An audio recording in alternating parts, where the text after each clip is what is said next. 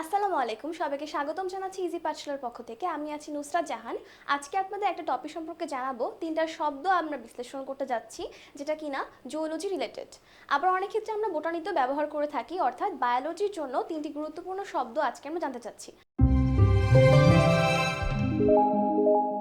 আপনারা দেখতেই পাচ্ছেন আমার পিছনে আছে, একটা হচ্ছে ব্লাস্ট, একটা সাইট, আর একটা কি, আরেকটা হচ্ছে ক্লাস্ট। তো আমরা প্রথমেই যাব, শব্দগুলো জানবো এবং তার অর্থ জানবো। চলুন যাই। প্রথমে আছে আমাদের ব্লাস্ট বা অপরিণত কোষ বা ইম্যাচিওর সেল। এখন যদি আমরা একটু যাই, এটা হবে এমন একটা কোষ যা কিনা অপরিণত অবস্থায় থাকবে এবং পরবর্তীতে কি হবে, পরিণত হবে বা ম্যাচিওর সেলে কনভার্ট হবে। তাকে আমরা কি বলবো?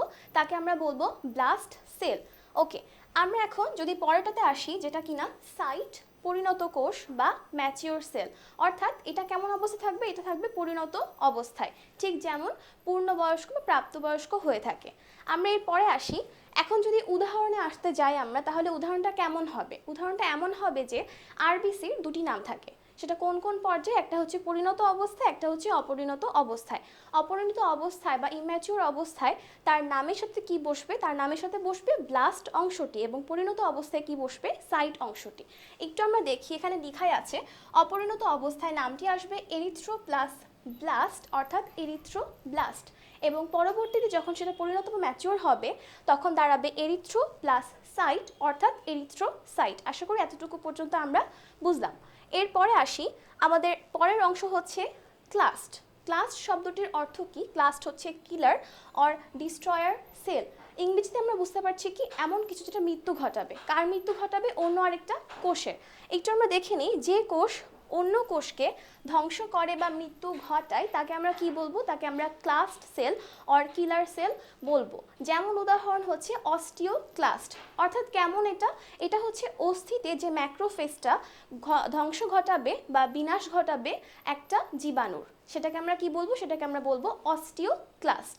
ওকে, তাহলে আমরা তিনটা জিনিস বুঝতে পারলাম, ব্লাস্ট কি, সাইট কি এবং ক্লাস্ট কি। এখন আমরা সিকোয়েন্স মনে রাখবো কিভাবে? আচ্ছা, একটা উপায় হচ্ছে এমন, যদি আমরা একটা প্রাণীর সাথে তুলনা করি, একটা প্রাণী কি করে? প্রথমে সে জন্মগ্রহণ করে, তারপর সে তখন ম্যাচিওর অবস্থায় থাকে না। সে কেমন অবস্থায় থাকে? সে অপরিণত বা ইম্যাচিওর অবস্থায় থাকে। পরবর্তীতে সে কি হয়? ম্যাচিওর হয় বা পরিণত হয়, এবং তারপরে দেখা যায় কি, সে বিভিন্ন ধরনের কাজে নিজেকে এঙ্গেজ করে ফেলে। সেক্ষেত্রে আমরা বলতে পারি প্রথম স্টেজ অপরিণত, তারপরে স্টেজ পরিণত, তারপরে সে কি করবে? কোনো ধরনের কাজ সংগঠন ঘটবে। তার মানে আমরা বলতে পারি ফার্স্টে আসবে কে? ব্লাস্ট, তারপর আসবে সাইট, তারপর হচ্ছে ক্লাস্ট। আর আরেকটা উপায় আছে অ্যালফাবেটিক্যালি। আমরা যদি দেখি যে আমাদের আছে কি, ব্লাস্ট আর সাইট। ফার্স্ট লেটারের অংশ হচ্ছে বি, তারপরে আছে কি, সি। আমরা জানি বি এর পরে সি আসে, তার মানে অবশ্যই ব্লাস্ট আগে আসবে, পরে আসবে কি, সাইট। আর বাদ থাকছে কি? থাকছে সেটা হচ্ছে সাইট। তো আশা করি আমরা ব্লাস্ট, সাইট এবং ক্লাস্ট সম্পর্কে বুঝলাম এবং এটা আমরা মনে রাখতে পারবো। তো আজকের জন্য এই পর্যন্ত শেষ করছি। ধন্যবাদ সবাইকে। আসসালামু আলাইকুম।